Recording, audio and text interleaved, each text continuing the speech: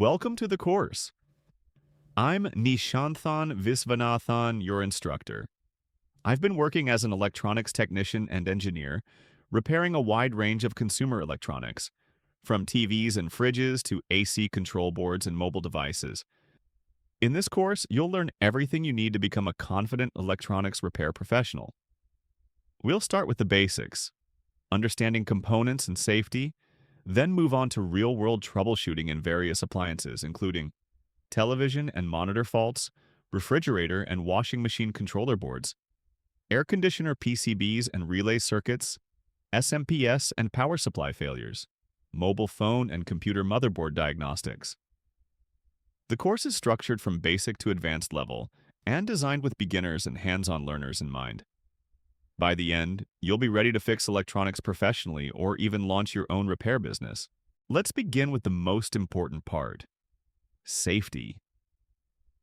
Before working on any electronic device, safety must always come first. Here are some essential safety practices. Always unplug the device before opening it, unless you're doing live testing with insulation. Use an ESD electrostatic discharge wrist strap when handling PCBs and ICs to avoid damaging components. Discharge capacitors, especially in power supplies and microwaves, before touching any part of the circuit. Use insulated tools, especially when working with high-voltage appliances like microwaves or ACs.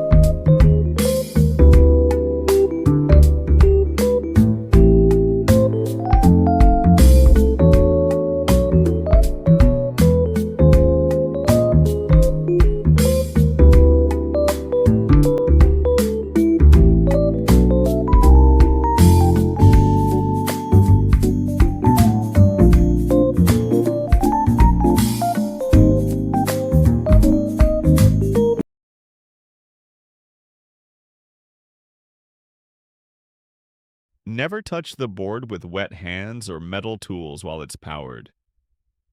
Use one hand only when probing leave circuits.